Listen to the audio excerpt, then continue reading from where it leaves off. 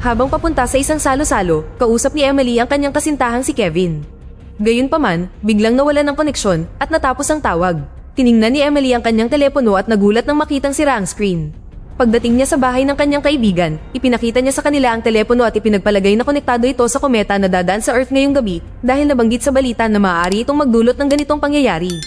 Iniisip ng kanyang mga kaibigan na kalokohan ng ideya at binago ang usapan upang bigyan siya ng babala. Bilang +1, isasama ng kanilang kaibigang si Amir si Lori na dating karelasyon ng kasintahan ni Emily. Sinabi sa kanya ni Beth na kung kailangan niya ng isang bagay upang matulungan siyang harapin ito, naghanda siya ng nakaka-relax na tinimpla sa pamamagitan ng paghahalo ng ilang mga halamang gamot na may kaunting ketamine. Di nagtagal, dumating din si Kevin at hiniling kay Emily na mag-usap ng pribado. Pupunta siya sa Vietnam sa loob ng 4 na buwan para sa business trip at kailangan niyang malaman kung sasamahan siya ni Emily dahil kailangan niyang mag-book ng mga tiket at hotel. Gayunpaman, nag-aalangan pa rin si Emily at wala pang sagot. Naputol ang kanilang pag-uusap nang dumating sina Amir at Lori, kaya naging awkward ang sandali. Habang kumakain, napagtanto ng grupo na walang may signal at sinisi na naman ni Emily ang kometa. Nagduda ang lahat, kaya ibinahagi niya ang kwento ng isang kometa na lumipad sa Finland noong 1923. Naging dahilan nito para mabaliw ang mga tao, tulad ng pagkalimot sa mga bagay-bagay o napunta sa maling bahay. May isang babae na tumawag sa pulis para sabihin sa kanila na ang lalaking nasa bahay niya ay hindi ang kanyang asawa dahil pinatay niya ang tunay, ngunit hindi siya maaresto ng pulis dahil iyon ang kanyang asawa. Sa sandaling iyon, natuklasan ng asawa ni Beth na si Hugh nasira ang screen ng kanyang telepono. Habang sinisi na naman ni Emily ang kometa, sinabi ni Hugh na kailangan niyang tawagan ang kanyang kapatid. Dahil walang landline ng bahay at wala sa mga cellphone ng may signal, hiniling ni Hugh na gamitin ng computer, ngunit natuklasan nila na hindi rin gumagana ang internet. Biglang nawalan ng kuryente, kaya mabilis na nagsindi ang grupo ng mga kandila. Mayroon din silang mga glowing stick na may 3 kulay at piniling buksan ang asul na kahon. Tumingin si Mike sa labas at natuklasan na nawalan ng kuryente ang buong kapitbahayan maliban sa isang bahay na 2 bloke ang layo. Nagtataka ang lahat kaya lumabas din sila para tingnan ito. Tinawid nila ang isang madilim na lugar sa kalye at nakita ang bahay na binanggit ni Mike sa malayo. Nang tumingala sila, nakita rin nila ang kumikinang na kometa. Pagkatapos ay bumalik ang grupo sa loob at napansin ang isang basag na baso sa mesa, nakakaiba dahil walang nakatumba nito. Iniisip ni Hugh kung gumagana ang telepono ng kabilang bahay at isiniwalat na ang kanyang kapatid ay isang physicist na nagsabi sa kanya na tumawag kapag may kakaibang nangyari ngayong gabi. Pumayag si Amir na sumama sa kanya sa kabilang bahay para sa kaligtasan. Nang makaalis ang dalawa, ibinahagi ni Emily na ang kometa na ito ay dumaan mahigit 100 taon na ang nakalilipas. Gayunpaman, mas malayo ito kaya hindi ito nagdulot ng anumang problema. Dahil mas malapit ito ngayong gabi, nagpaalala ito kay Emily ng pangyayari sa Tunguska noong 1908. Ito ay isang kometa na pumasok sa atmosfera sa ibabaw ng Siberia at sumabog, nagpatag sa mga puno ng daan-daang milya at naglipol sa maliit na populasyon. Biglang may kumalampag sa pintuan. Kumuha si Kevin ng baseball bat at binuksan nito ng sapat para tingnan, ngunit walang tao sa labas. Napagtanto ni Beth na masyadong natagalan sina Amir at Hugh at gustong hanapin ang kanyang asawa, ngunit sa tingin ng iba ay masamang ideya ito. Sa sandaling iyon, bumalik ang kuryente sa bahay dahil binuksan ni Mike ang generator. Pagkatapos, narinig nila ang doorbell, kaya binuksan ni Kevin ang pinto, ngunit si Amir at Hugh lang iyon. May kakaibang kahon si Amir, at may sugat si Hugh sa noo. Lumalabas na lumapit si Hugh sa kabilang bahay mula sa gilid at nakakita ng isang bagay na nakakagulat, ngunit ayaw niyang ipaliwanag kung ano. Sinabi ni Amir na kinuha niya ang kahon dahil nakita niyang hinawakan ito ni Hugh, ngunit walang ideya si Hugh kung ano ang sinasabi niya. Binuksan ni Mike ang kahon at nakakita ng ping-pong paddle na may mga larawan. Nakakagulat, may larawan para sa bawat miyembro ng grupo. Sa likod ng mga ito, may mga pulang numero. Nag-aalala ang magkakaibigan kung ano ang maaaring ibig sabihin nito, kaya pinilit nila si Hugh na ikwento ang kanyang nakita. Ipinaliwanag ni Hugh na kumatok siya sa pinto ng kabilang bahay, ngunit walang lumabas. Pumunta siya sa gilid para sumilip sa bintana at nakita ang isang bahay na eksaktong katulad nito, kasama ang isang mesa na nakahanda para sa 8 tao. Inakala ng grupo na naligaw ang dalawa at umikot sa paligid ng bahay na ito, kaya sila ang kumatok sa pintong ito. Itinanggi ito ni Hugh at inanunsyo na babalik siya sa kabilang bahay para humiram ng telepono, ngunit gagawa muna siya ng sulat para sa ibang mga residente. Habang nagsusulat pa rin siya, may narinig silang kakaibang ingay sa labas. Tumingin si Amir sa bintana at nakita ang isang malaking lalaki sa pinto. Pagbukas ni Kevin, wala na ang tao, pero may iniwan siyang sulat. Laking gulat ng lahat, eksaktong kapareho ito ng sulat na isinusulat ni Hugh ngayon. Pagkatapos, inasikaso ni Beth ang sugat ni Hugh at pinapili siya ng asawa ni Mike na si Lee sa pagitan ng 2 uri ng band-aid. Samantala, tiningnan ng grupo ang mga larawan at napansin na ang kay Emily at kay Kevin ay kalahati ng iisang larawan. Gumamit si Emily ng pulang marker at notebook para isulat ang lahat ng numero mula sa mga larawan na may kaukulang pangalan, ngunit walang pattern. Napansin ni Amir na ang kanyang larawan ay kinunan ngayon dahil makikita rito ang parehong damit na suot niya ngayon at binili niya ito ngayon. Sa mas malapitang pagtingin sa background, nakumpirma na kinunan nito sa bahay na ito. Habang ang grupo ay lumabas sa silid para uminom, sinabi ni Emily kay Kevin na ang mga numero sa mga larawan ay sulat kamay niya na pinatunayan niya sa pamamagitan ng paghahambing ng mga ito sa kanyang sulat. Pagkatapos ng ilang pagtatalo pa, nagpa siya ang magkakaibigan na maghiwalay. 4 sa kanila ang maghihintay sa bahay habang ang 4 na iba pa ay mag-iimbestiga. Gamit ang mga asol na glowing stick, lumabas ang kalahati ng grupo at tumawid sa sobrang madilim na lugar upang makarating sa kabilang bahay. Agad na napansin ni Mike na kamukha ito ng kanyang sariling bahay at sumilip sa bintana upang makita si Lee at ang ilang mga kaibigan sa loob. Sa sandaling iyon, may narinig silang paparating kaya muling kumilos ang grupo. Habang tumatawid sila sa madilim na lugar, nakita nila ang 4 na tao sa kabilang kalye. Sila ay ibang bersyon ng kanilang mga sarili, magkamukha, ngunit may pulang glowing stick. Tumitig ang dalawang grupo sa isa't isa ng isang segundo bago tumakbo pabalik sa kani-kanilang mga bahay. Sa bahay, nahihirapang maniwala ang kalahati ng grupo sa kwento. Patuloy na sinusulyapan ni na Amir at Hugh ang mga kahon ng glowing stick at nag-usap ng pribado habang ang iba ay nagtatalo kung ano ang gagawin. Dahil walang internet, gustong tumingin ni Emily ng ilang libro sa agham, ngunit wala nito si Mike. Pagkatapos ay naalala ni Beth na may naiwan na libro ang kapatid ni Hugh sa bahay, kaya inilagay niya ito sa isang envelope at iniwan sa kotse para ihatid mamaya. Umalis sina Hugh at Kevin para kunin ang libro habang ang iba ay nag-iisip kung dapat ba nilang gisingin si Lee mula sa pagidlip. Nang bumalik ang dalawa dala ang libro, natuklasan nila na ang pamagat nito ay gravitation. Sa una, inakala nilang wala itong silbi, ngunit sa loob ay natagpuan nila ang lesson plan ng kapatid ni Hugh na pinamagatang Decoherence and Schrödinger's cat. Ipinaliwanag ni Hugh na ang pusa ni Schrödinger ay isang eksperimento sa pag-iisip. May isang pusa na may maliit na bote ng lason sa loob ng kahon na may 50-50 na pagkakataong mabuhay. Sinasabi ng regular na physics na ang pusa ay maaaring buhay o patay. Ngunit sinasabi ng quantum physics na ang parehong realidad ay umiiral ng sabay. Kapag may nagbukas ng kahon, ang mga realidad na iyon ay mawawasak sa isang pangyayari. Gayunpaman, may isa pang teorya, 2 estado ang patuloy na umiiral ng magkahiwalay na lumilikha ng magkakaibang realidad batay sa magkakaibang resulta. Tinitiyak ng quantum decoherence na ang mga resultang iyon ay hindi nakikipag-ugnayan sa isa't isa.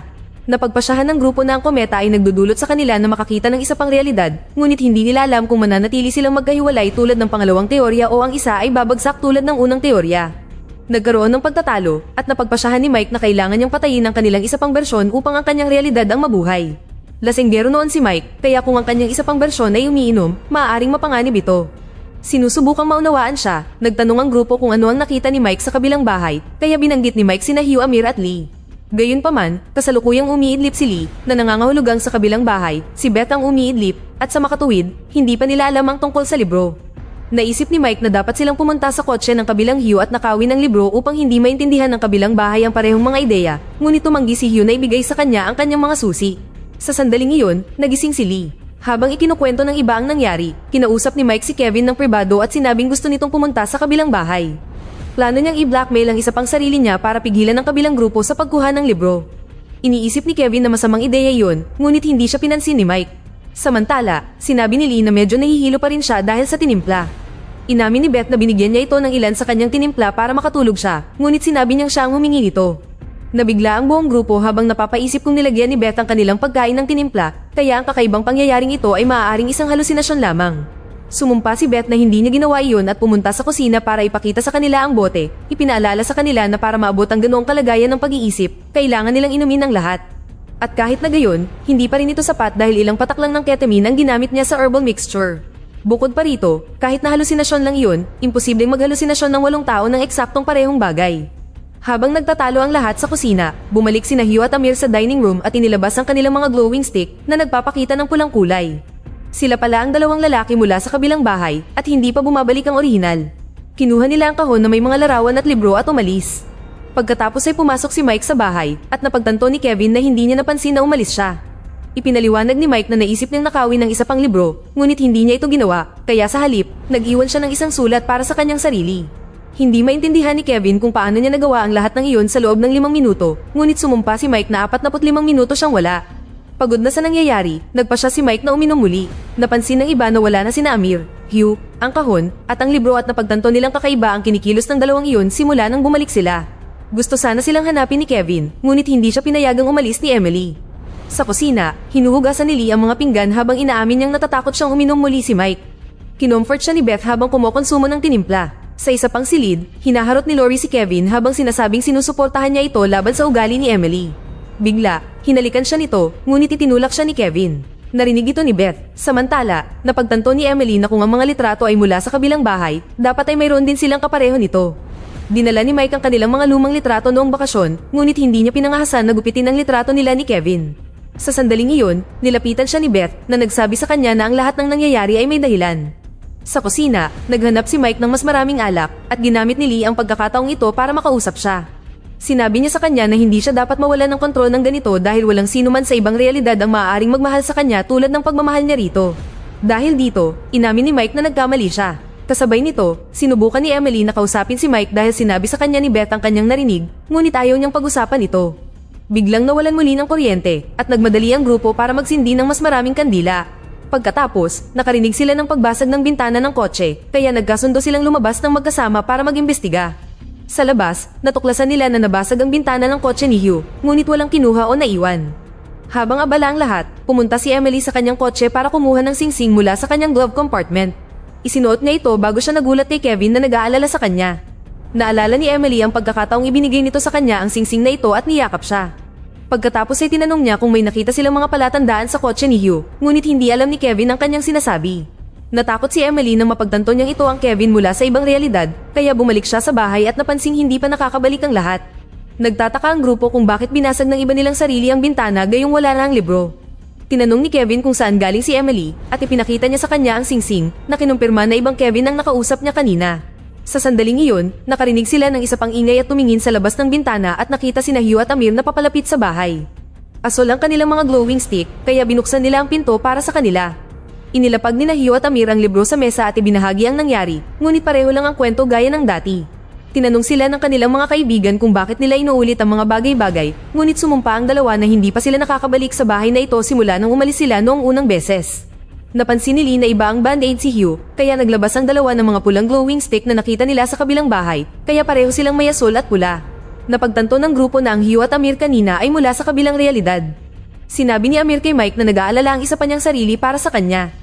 Pinag-usapan nila ang tungkol sa mga sulat at isiniwalat ni Hugh na ang kabilang bahay ay mayroon ding dalawa nito. Nangangahulugan ito na nakikipag-ugnayan sila sa maraming realidad, hindi lang isa. Nagpa siya ang grupo na kailangan nilang markahan ng bahay para malaman nila kung alin ang sa kanila, ngunit dapat ay random ito para hindi makopya ng ibang mga bahay.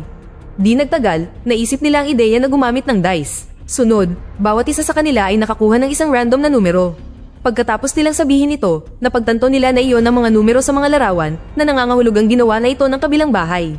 Kumuha si Amir ng litrato at nakakita si Lee ng isang kahon sa likod na kamukha rin ng mula sa kabilang bahay. Nag-aalangan pa rin si Emily na gupitin ang larawan nila ni Kevin, kaya isiniwalat ni Lori na mayroon pa rin siyang larawan ni Kevin sa kanyang pitaka dahil isinulat niya ang numero ng kanyang checking account dito. Ito ang nagbigay inspirasyon kay Emily na sa wakas ay gupitin ang larawan. Lahat ay nagpagulong ng dice at isinulat ni Emily ang mga numero sa mga larawan gamit ang asol na marker. Nagtatrabaho si Amir sa online security at sinabi sa kanila ang konsepto ng isang mabilisang code na ginagamit para sa karagdagang seguridad. Kaya, naisip niya na dapat din silang magdagdag ng isang random na bagay sa kahon. Ito ang dahilan kung bakit nakita nila ang paddle kanina, ngunit pumili ang grupong ito ng coaster. Matapos magpagulong ang lahat, sinubukan ni Emily na ihambing ang mga numero sa isinulat niya mula sa kabilang bahay para lamang matuklasan na ang kanyang lumang sulat ay berde. Nangangahulugan ito na napunta siya sa maling bahay. Ginamit ni Hugh ang kanyang telepono upang kalkulahin ang mga posibilidad at napansin ni Emily na hindi sira ang kanyang screen. Bagamat natatakot, tinanong ni Emily ang mga tao mula sa kanilang mga numero at ang ilan sa mga sagot ay tumutugma sa lumang notes, hindi sa bago. Kinausap niya si Mike ng pribado upang sabihin sa kanya na ang grupo dito ay mula sa iba't ibang realidad at nagteorya siya na ang sobrang dilim na lugar sa labas ang sanhi nito. Kung may tatawid sa lugar na iyon, sila ay ipapadala sa isang random na realidad.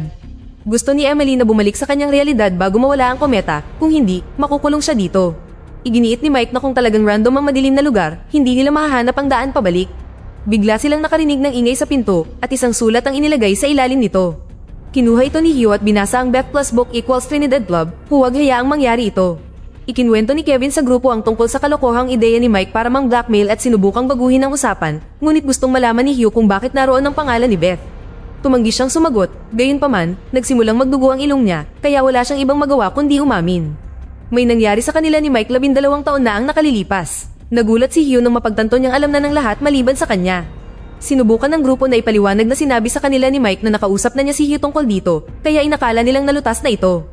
Hiniling ni Mike kay Hugh na ipakita sa kanila ang kanyang telepono na kinumpirma na hindi ito sira. Pagkatapos ay tinanong niya ang lahat kung anong bagay ang nakita nila sa unang kahon, at bawat tao ay sumagot ng iba't ibang bagay na nangangahulugang lahat sila ay mula sa iba't ibang realidad. Sinabi ni Hugh na sa kanyang realidad, hindi nakipagtalik ang kanyang best friend sa kanyang asawa, ngunit iginiit ni Mike na nagsimula ang insidente ngayon, kaya lahat ng Beth mula sa ibang realidad ay niloko siya. Dahil sa galit, sinugod ni Hugh si Mike at sinimulan siyang bugbugin, kaya kinailangan siyang hilahin ng iba. Iniisip ni Mike kung nakulong siya sa dimensyong ito dahil sa kanyang mga maling desisyon. Biglang pumasok sa bahay si Mike na may berdeng glowing stick at inatake ang kanyang ibang sarili. Nang subukan siyang pigilan ng ibang mga lalaki, tumakbo palayo ang pangalawang Mike. Ngayon, ang unang Mike ay walang malay, lumala ang pagdurugo ng ilong ni Beth at nagpanic attack si Lori. Tiningnan ni Emily ang pinto at nakakita ng isa pang kopya ng unang sulat. Pagod na sa lahat ng kaguluhang ito, lumabas siya ng bahay. Pagkatapos, ilang beses na tinawid ni Emily ang madilim na lugar para tingnan ng iba't ibang bersyon ng bahay. Sa una, ang kanyang ibang sarili ay masungit at nagagalit sa lahat. Sa pangalawa, lahat ay galit na nagsisigawan dahil hindi nila matukoy kung sino ang totoo at kung sino ang hindi. Sa ikatlong bahay, nakita niya ang ilan sa mga lalaki na nakatali.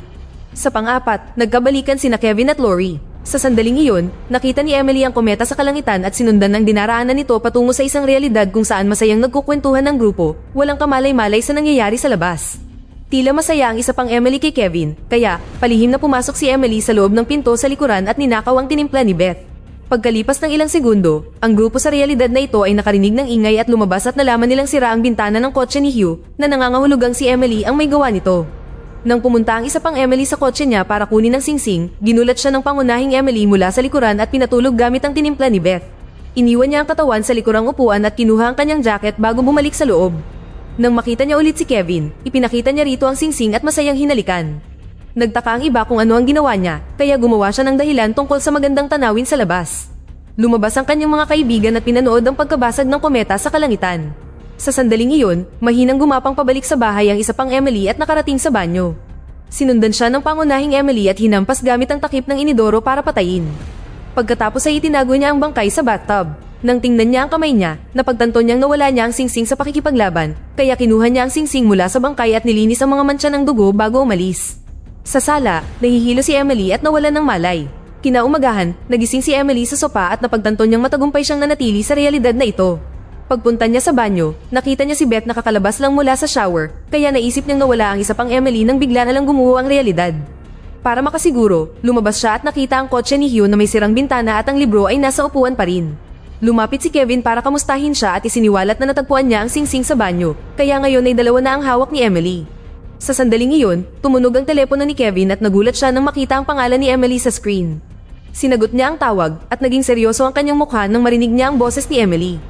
Dito na nagtatapos ang ating kwento. Sana ay nagustuhan nyo. Mag-subscribe na kung hindi ka pa nakasubscribe, pindutin na rin ang notification bell at like button upang matulungan ang channel at mag-iwan na rin ng komento. Maraming salamat sa panonood.